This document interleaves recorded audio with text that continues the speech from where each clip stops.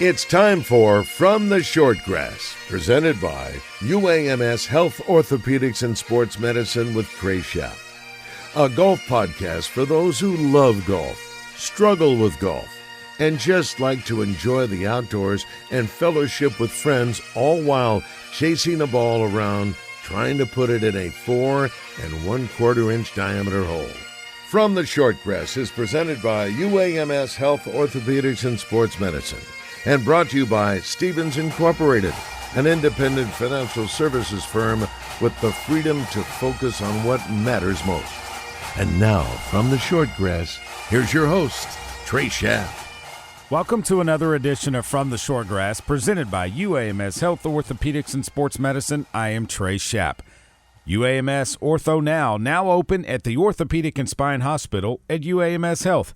If you have an orthopedic injury, sports, work, or anything else, go in and see the best in orthopedic care. No appointment needed. Ortho Now, open Monday through Friday, 8 to 8, and Saturday, 8 to noon. Located at the Orthopedic and Spine Hospital at UAMS Health. For more information, call 501-686-8674. Coming up in this edition of From the Shortgrass, I sit down with Daniel Fox. Daniel is the best golfer the Little Rock Trojans have ever had, and his play really backs up that statement. He finished 5th at the NCAA Championships and was just inducted into the 2026 Little Rock Athletics Hall of Fame. He came all the way from Perth, Australia for the ceremony. I had a chance to sit down with him, and I'm going to share that chat with you after this. Stay with us. Strength is measured not by the number of accounts. Strength is placing value on relationships. It's having the vision and the guts to invest in growth. It's the commitment to responsibly manage your money. At Stevens, we believe that our strengths build success, not only for us, but for our clients. Stevens, member NYSE, SIPC. If hand or wrist pain is getting in the way of your daily life, it's time to see the specialists at the Orthopedic and Spine Hospital at UAMS Health. Their fellowship-trained hand and wrist surgeons treat everything from arthritis and fractures to nerve injuries and carpal tunnel. And with Arkansas's only hand trauma telemedicine program, advanced care is available around the clock. Call Ortho at 501-686-TOSH to schedule your appointment today and get back to living pain-free. That's 501-686-8674. The doctor will see you now.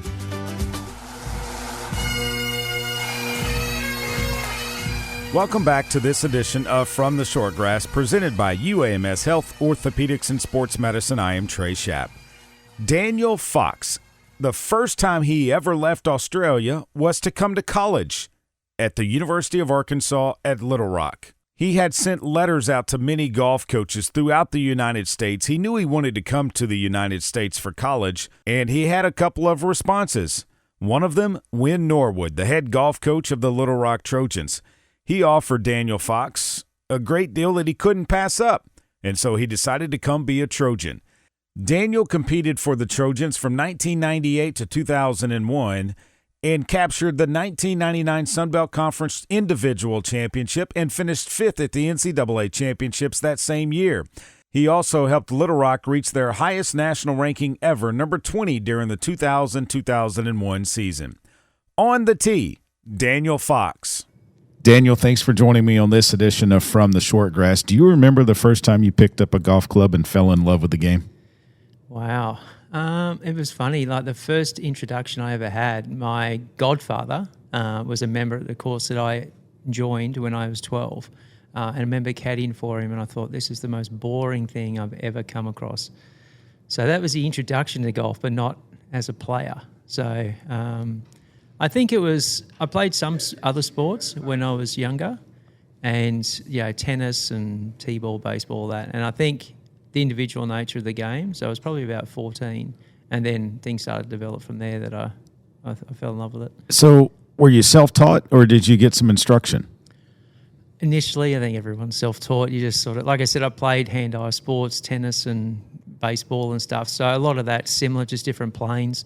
And then because of our system back in Australia, like you have talent identification programs. So by the time I was sort of 14, 15, I was already on the radar in terms of junior development.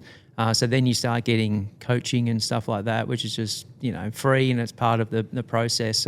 But I think it was just one of those things where you sort of get pushed in the right direction, but you're talking back in the late 80s, early 90s, where there wasn't anything specific. Someone just looked at you and saw you doing something, so you sort of did the opposite to try and fix it up. So it was very sort of mishmash sort of information. But I think I always had the ability to hit the ball and get the club on the ball, and then from there I just sort of refine that to a certain point, and it's nowhere near as technical as it is now. And the guys start off in such a much more secure place. So I would think, though, growing up in the late 80s, 90s in Australia, Greg Norman. Oh, yeah. When it comes to golf. Yeah. He was actually probably the biggest thing in golf at one stage, not just in Australia, but he was even like a main draw card. I remember when I was playing professionally all the way through till 2011, 2012, he would come back and play in the Australian Open, and that was still marquee stuff for us at the time.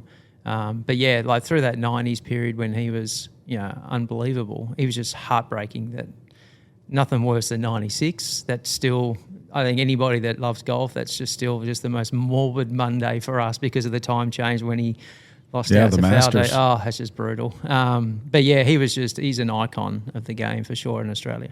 Did you try to take anything from him, watching him play the game? I had his foot drag, but then I ended up breaking all the toes on my shoes. All the soles would come off, so I sort of stopped doing that. I think he played in a way that it was electric to watch, but very difficult to try to emulate. I think he was, we just sort of. Then there wasn't a lot of golf to watch on television. Like we didn't get this broadcast that we have now, where you can go back and watch it whenever you want. So like we had a specific time frame that you could watch it, and it was only in the summer months for us. We'd have our sort of summer of golf, and yeah, so there wasn't a lot of, unless you watched it live. Basically, you never got to see anything. You sort of knew about the game and knew what he was, could do, but there wasn't a lot of ability, especially at my age. Like you're talking early 90s, I was probably 17, 18. Mm-hmm. But there wasn't a lot of telecast to watch. There wasn't videos to watch, none of that sort of stuff. The first time I ever got my swing on video, I was like 15. So that was, a long time ago now. So even, trying to find anything like that to sort of learn off was difficult. That's why everybody did it from books and reading stuff back in the day, or photos in magazines. That was about all you had. When did you know that you wanted to try and play collegiate golf, and when did you get to the States to where you could find a university to go to? This is an interesting one. So, like I said, our state system, the biggest thing for me when I was younger was trying to represent Western Australia in our senior team. So it was a big deal back then. So there's only 6 states, so we'd all pair off against each other, send our best 8 players, we'd all play head-to-head match play in foursomes and singles each day, and then the winner, most points, kind of Ryder Cup That's style. That's pretty cool, yeah. But it's state by state, and then whoever accumulates the most points head-to-head, they win. They're the winners. So for me, that's all I cared about. And I had a falling out with the state body because the first year I got in, and I was wrapped like that. For me, I was like, that's the best it could get for me. And they just didn't play me initially. I had always rubbed them up the wrong way. I had a very robust personality, especially on the golf course. Like I had a filthy temper. I was just immature. Boy. Well, it was just, it was just a mentality of playing, as I've later found out, like almost perfect golf. And I would get really upset and I'd break clubs regularly and could still play. But it was just one of those things. I was just really sort of explosive on the course. I bet that got expensive too, breaking clubs. Oh yeah, it's funny. You can find a lot of like I didn't have a lot of stuff that matched. In like shafts, you had to pick. Oh, that's a shaft. Yeah, I'll take that. I'll put that in my 7-iron. I need a new one for my lob wedge. Yep, chuck that in. Break that. Put that one in instead. So I sort of got through on a budget with all that having to factor in.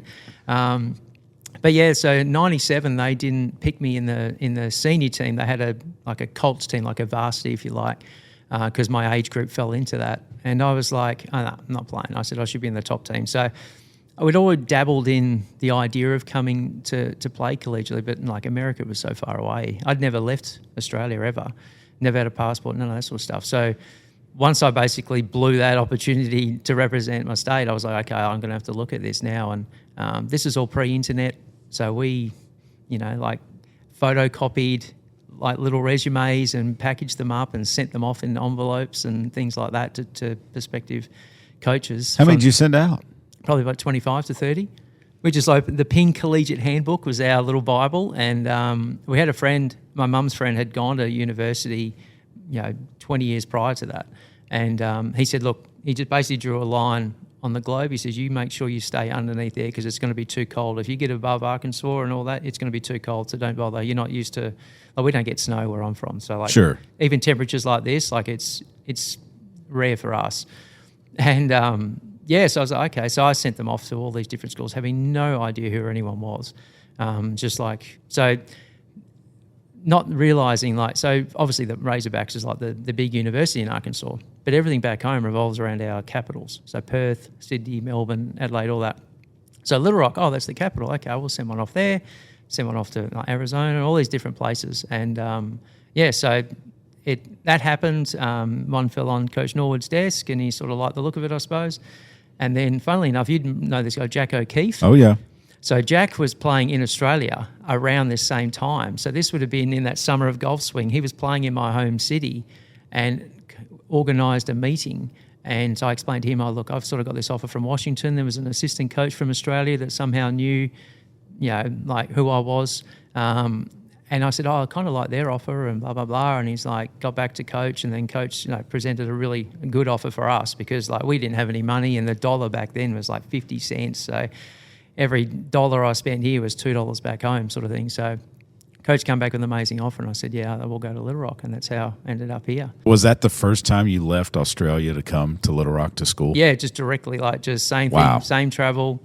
Different route. He went up through Singapore, across to LA to Dallas to Little Rock. So that was, and I didn't sleep at all. It was like that was a haul, that one. So. Were you pumped up? Were you excited? Oh yeah, I had no idea what to expect. And I think just for me, I was like, I'm just going to not expect anything. I'll just take everything as it comes. You're talking, even though we're similar in terms of language and stuff, the cultures are completely different and things like this. You understand, like you said, you come across, like I'd never watched golf on television, really. And you come and you watch the golf on TV here, the PGA Tour, it's like, what's this? And I would just sit there and just watch golf non-stop because, like I said, we just didn't have that access to it. We had our little tournaments in the summer, but nothing like a regular week in, week out watching the golf. So for me, I was just like a sponge trying to take it all in. I said to coach, look, you're going to have to, like the grasses were different. The first time I played, I didn't know where to hit it, and I had like those little 150 posts in the fairway, so I'll just hit it at that. I get there, first hole at Eagle Hill, that was the first round I played here. They're like, so that's 150, and I was like, okay. So I hit a 7-iron, flew the green, and it was hot because I come from winter to summer, and I'm like, sure. I was like, geez, the ball goes a long way here, not realising it's yards, and I'm playing in metres my whole and I'm like, what's yard? Like, and so that was all this thing. I said, did you ever adjust? Oh yeah, eventually. Yeah. Well, you had to, So but it was all math. So I was like, okay, 150. Then I'm going to take off 10%, and then that'll give me metres, and then that's sort of how when I got down to the wedges, I just stuck with yards. But then when I got above that, I had to do all these calculations and stuff. So when you got here, Daniel, and you found the golf courses that Little Rock men's golf is allowed to play, what was your reaction to that? Oh, it was amazing, yeah. I mean, I come from a private golf club, but not on the level where private golf clubs are here. So I was just amazed, like water and stuff. Like we don't have water on the golf courses where I'm from. It's, we're a desert basically, and then we're the coastline. So courses aren't really on the coast, So I was like, even playing at Eagle Hill, you go to Chenal, there's water everywhere. I was like, oh my God, like I got to stay out of the water and all. It was just such a different visual for me to try to adjust to. But the courses were beautiful. Like that, obviously, Founders course now was where we played our tournaments on. Bear Den wasn't there. So all these courses that we got to play. Pleasant Valley was under construction. They'd redone the course, I think, in 98 that year. Mm-hmm. But yeah. CCLR? Played there. Mormel played there. So Country Club Arkansas, we played there. Stone Links, we went out to there. We could easily get out there and play and practice. So there's just such a range of golf courses, which is probably the best thing too. You're not just stuck on one course and you go somewhere and you're not familiar, like different grasses, like playing Zorja, then playing Bermuda grass, putting on Bermuda grass, putting on bent grass. It was just such a opportunity just to learn what everything did because, we had a little bit of Kikuyu, Bermuda grass and bent. That's all we had. There wasn't all these different varieties. So it was a great opportunity to learn. You were the best player on the team. What did it mean to you to help the other guys and achieve what you guys achieved? Highest ranking ever for the Little Rock Trojans, got to 20th one year. You finished Sunbelt champion, 5th at the NCAA tournament. The notoriety of Little Rock golf with you here just went up exponentially. What does it mean to you that you guys were able to accomplish what you were able to do? I think we were lucky, like I said, because when I came in, I think we had 2 juniors and then there was like 5 freshmen. So we had that opportunity just to grow, organically together. So like I said, I'm trying to learn everything. And I remember our first tournament, went to Wyoming and I had finished 9th. And they're like, oh my God, we've never got a guy finishing in the top 10 in ages. You're exempt from qualifying next week. And I went, okay. But I was older. I was already 21. I was turning 22, my freshman in the fall that year. So for me, and I played high level, like I said, that interstate golf is like playing college golf and you practice and playing all year to get into that team. So for me, the experience of playing at that sort of level was quite normal for me. I didn't have to really adjust. It wasn't like, I was obviously nervous and wanted to perform, but for me, it was like, so I guess I had started to get little achievements along the way. And then because when you're playing with someone that's, even like if I'm playing with professionals and you can see this guy can play, like I played with Dustin Johnson in the Australian Open one round and I was so nervous, I hardly slept the night before. And I'm older than him and I should be like, but you learn so much watching them. And I think just because we're all friends and we're all playing, that eventually you realise, okay, well, this guy's having good performances. He's actually not that much better, or that he's not on such a pedestal where he's not achievable to get there. And I think just that growth between everybody, all of a sudden everybody started expecting a little bit better from themselves and not realising that shooting over par, it's like, that's not going to cut it. We have to be par on a bad day and that sort of stuff. And then when you got 4 or 5 guys doing that, all of a sudden you start shooting under par all the time, and then other teams are looking at you going, what are these guys doing?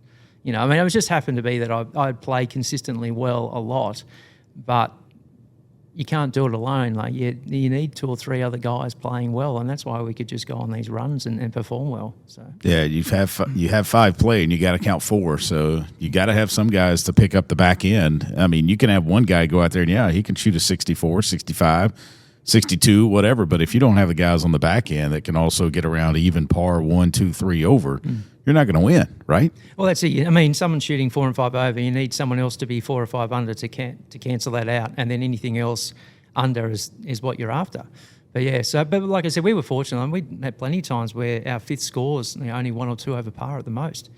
So that's just it just builds confidence. It's one of those things when you start doing things well, everything starts to go well. But if on the other side of things weren't great, all of a sudden, guys are all shooting 75s and 76s, and it just kills your ability to compete. So we were lucky. Like we just got to a level where we could just rely on anybody. Like sometimes, like I might only shoot even par or 1 under, but someone else would shoot 68. And you're like, okay, great. So there's half your scores already, and you're under par. And then someone else shoots, 1 under even. All of a sudden, okay, we're 5 under par. This is for the round, and then all of a sudden we're leading, or only 1 or 2 off, and then all of a sudden, you do it again, and then all of a sudden you're 8 under par. So it's like it was just a real collegiate effort from everybody to play well. But I think I just got to a level where I was just consistently a bit better. Like I had an amazing short game when I was in school, and I didn't bogey a lot. I probably didn't birdie a lot, but I didn't bogey a lot. So I was always just ticking off consistent. 1, 2, 3 under pars. Yeah. I'd get hot, shoot 5 or 6 under par. And then the bad days might only be a couple over, so it wasn't too bad. So that's why I was always in the profit side of it. And then everyone else sort of got to that level too, where they were, not having those blow-ups. So, what does win Norwood mean to Daniel Fox? Oh, yeah. Coach is everything. In my mind, I didn't have a lot of options after I had that blow-up with the state body. And, he said, yep, come and play, and I was like, okay, and I knew that I had to behave for one, like, it's like you get penalised shots if you swearing and breaking clubs, and I'm like, God, I'm like, I can't shoot low enough to account for all the penalties. If I'm gonna, I was like, I got to just be a different person, and but he gave me the opportunity to just play, and I think he could tell that I sort of knew what I was doing. And that didn't stop. Like I played for 3 years, and then he came back and he helped me again when I turned pro, and I lived at his house. So he's been the reason along with my family, that I'm here today. Daniel, when did you know that you wanted to try and turn professional and make golf a career? Once I'd come to college, I think I realised that actually, even like my first year, I was like, like this coaching thing seems really cool. Because I think you don't realise, especially in golf, because it's such an individual sport, you don't realise, when you're playing with other team members, it's actually really fulfilling as much as it is having your own individual success. So I think for a little while there, I was like, I wonder if I could be a college coach and do that. And they're like, oh, you're going to have to get a degree. Because I was like, okay, well, that's probably not going to happen then. So, all right, maybe I'll have to play pro anyway. But I think I just got to the level where I was like, I think I can really compete and play and do this. But it was, until you do it, you never really know. And I still hadn't got all of what I should have got out of myself as a pro. I think I became too, like I said, that perfect mindset in my mind as a kid. I think it never really left. And I think once I decided that I was going to do it professionally, that I think I made it, the boundaries of me being able to play with freedom on the course, a bit too narrow. But I think I just got to the stage now where I could go to a course I didn't know that well and shoot in the 60s. And I was like, okay, you can pretty much, if you can do that, you can do that anywhere. It doesn't matter. Like my game stacked up. It wasn't like I was short off the tee, and I still am. I'm even worse now than I used to be, obviously.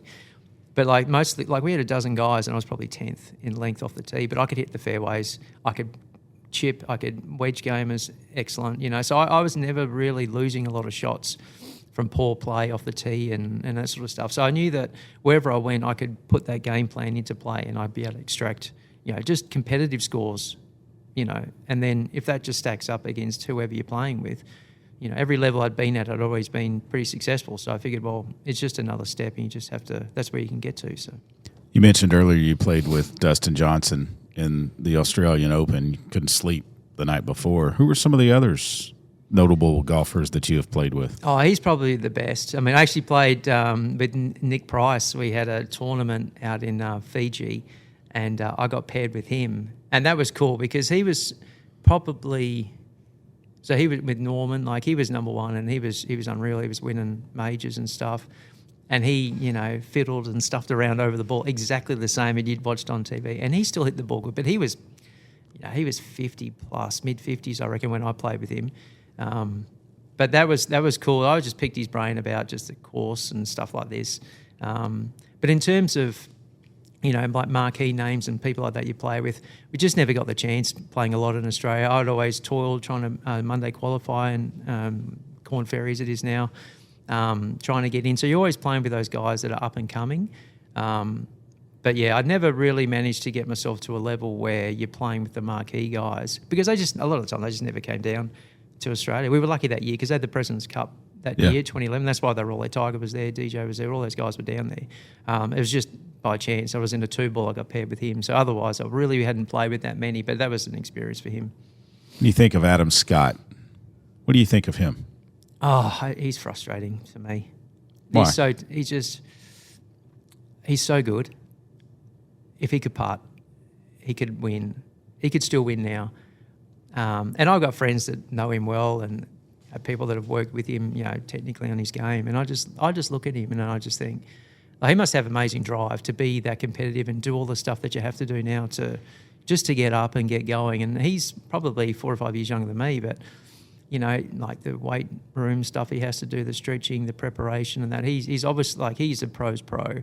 But to watch him play, I think he's so gifted off the tee with his irons and stuff, but not everybody has everything. And I think he can chip and he can putt, but he can't, it's not a real strength. And if he could just putt just a little bit better, he could still win majors. So that's what's frustrating for me because I can see how good he is. Daniel, what does it mean to you to be inducted into the 2026 Little Rock Athletics Hall of Fame class? Yeah, it's overwhelming, to be honest. Like I said, I never expected anything. I just wanted to come here and, I was grateful to get a chance to play. I just only ever wanted to play as good as I possibly can. I'm a harsh critic of myself. And I always felt like even with my record, I was like, oh man, I left a lot out there. I could have, I won 3 or 4 tournaments. That's great, and I finished second a lot, but I always felt like I could have done better. Like that year, my last year, I finished 20th. Like I wasn't that far off being, probably top 10, but I just had a really poor finish to I think conference was not great, and then we went to regionals, and I really played poor. Like I got completely intimidated by the Stillwater course. Like there's just rough everywhere, big trees everywhere, and I was just like, wow, this is a beast. It was long too. This was 25 years ago. And I was like, this is a beast of a course, and I just never adjusted to it. And so it's sort of, for me, it felt like I left a bit on the table. But I didn't even know they had a Hall of Fame. Like I was just, like I said, once the golf finished for me here, I felt, okay, there's that chapter over. And so, yeah, it's definitely extremely humbling, and it's going to be cool to see people I haven't seen for 25 years that I didn't even realise they were coming back into town for it. So it is, it's overwhelming. It's just exciting. It's just going to be great to see people again. Best golf course you've ever played? I've been lucky to play on some nice courses. Now, because I'm old and I'm bitter, I like courses that reward hitting it straight. Like there's so many courses now where the guys just kill it off the tee, and they don't really know how to play, but because they're long, they hit short clubs in and they can shoot good scores without really understanding how I learnt to play the game, and I think how the game really should be, played. But I mean, like I said, we were lucky to play the courses here, like Chenal and Pleasant Valley and places like this. Like my home course, in my home state, Lake Karrinyup, that's our premier championship layout. Kingston Heath's probably the best golf course that I've ever played. Rory said that when he came down to Australia. They played Royal Melbourne, which obviously, they play all the big events there, but Kingston Heath is probably the best layout if you're a bit of a purist for the game, because you have to be on the correct side of the fairway to get at the pins. It's not... Like you could be 5 or 6 metres off in the fairway, but you just don't have an angle, so you automatically have to hit it to 30 feet sort of thing. So I like the idea of having to own every shot you hit. You have to be crafty off the tee, and it's not just bomb it down there and then just wedge it in. Like you have to be able to craft it from the tee box. You work your way back. Pin sheet, 4 from the right, I could be on the left, and you work your way back doing that. So Kingston Heath for me is probably the best course in Australia, and probably the best one I've played. Makes you think. Fantasy for some living or deceased, you and 3 others that you could play around to golf with. Who would they be? Jack would be great to play with, just to watch it. I think I was always a fan of Tom Watson. I don't know why. I think I just like the way he went around. So those 2 old guys, and I may as well throw Tiger in there, may as well, and I'll just sit there and walk around and just drink some beers and just watch them play. But yeah, I think they just, like I said, for us, they were so far away from where I was watching golf as a kid. I never really thought about records and stuff, but Jack's record I think just stands out. So that him and then Tiger, and I think I just like Tom Watson the way that he went about it all. I think he had a real grit about him, and I just like that. Awesome. Daniel, thanks for your time. Appreciate it. Thank you. Cheers. Thank you.